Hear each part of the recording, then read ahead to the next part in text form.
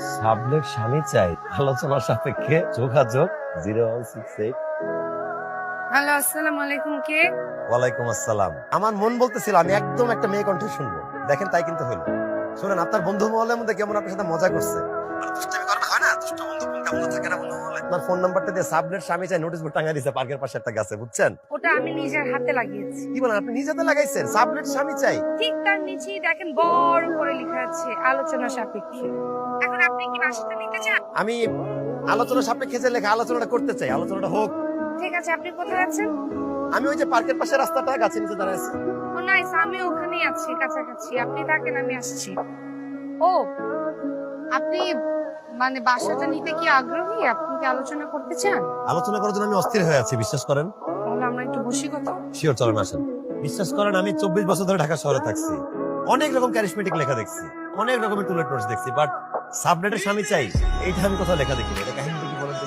আমাদের যে বাড়িওয়ালা, উনি বিদেশ থাকে, আর আমাদের বাড়িওয়ালা কিছুদিনের মধ্যে চলে আসবে। তো আমার একটা জরুরি ভিত্তিতে সাবলেটের হাজবেন্ড খুবই দরকার। তার আগে বলেন তো, আপনি কি করেন? আমার টিচার শুনে ভালো লাগবে। কিসের টিচার জিজ্ঞাসা করবেন না? টিচার তো টিচার মানেই টিচার। টিচার কিসের টিচার এটা জানা লাগবে না। আমার কিছু শর্ত আছে, আপনার যদি মানতে পারেন তাহলে আমি ওকে। হ্যাঁ বলেন, কিরকম? 1 নাম্বার শর্ত, বাসার মধ্যে একসাথে হব না আমরা। আনফরচুনেটলি হয়ে গেল, ফরচুনেটলি আমরা চিন্তা করবো যেন না হোক। আপনি কোনোভাবেই ড্রয়িং রুমে যাবেন না, আর গেলেও আমাকে সিগন্যাল দিয়ে যাবেন, কাশি দিয়ে যাবেন। আপনি ড্রয়িং রুমে না থাকলে আমাকে কাশি দিয়ে যাবেন, আপনি ড্রয়িং রুমে আসলে আমাকে কাশি দিয়ে আসবেন। রাতের বেলা আপনি 8টার পরে নিজে দরজাটা লাগিয়ে চুপচাপ বসে থাকবেন। 8টার পরে আপনার বাইরে নামা নিষেধ। মানুষের সামনে যখন যাবো, লাইক দারোয়ান, বুয়া, প্রতিবেশী, অমুক তমুক, এ সে, এদের সবার সামনে আপনার আর আমার প্রেমটা থাকবে একদম কঠিন। বাই দ্য ওয়ে, আপনি অভিনয় পারেন তো? এটা কাজে দেখা দিবে তোমার উপর। আজকে তো আপনার দুলাভাই আসবে, যা যা দাবি সব যাবে। আপনার কল লাগবে, আমি এমনি চাই না। ওই যে চলে আসছে। ওয়ালাইকুম আসসালাম। কি ব্যাপার, তুমি হেঁটে আসছো কেন? আরে বলুন, রাস্তা উবার নষ্ট হয়ে গেছে, নালে কার হেঁটে আসি ব্যাগ নিয়ে।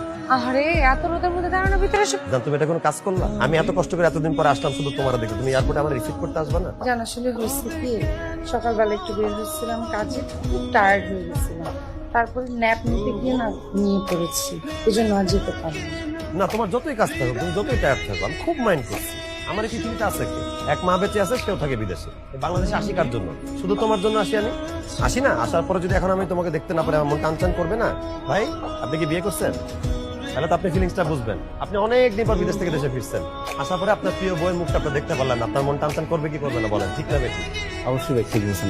বাবা, মানে দুলাভাই পায়ে এখন বোন ভুলে গেছে।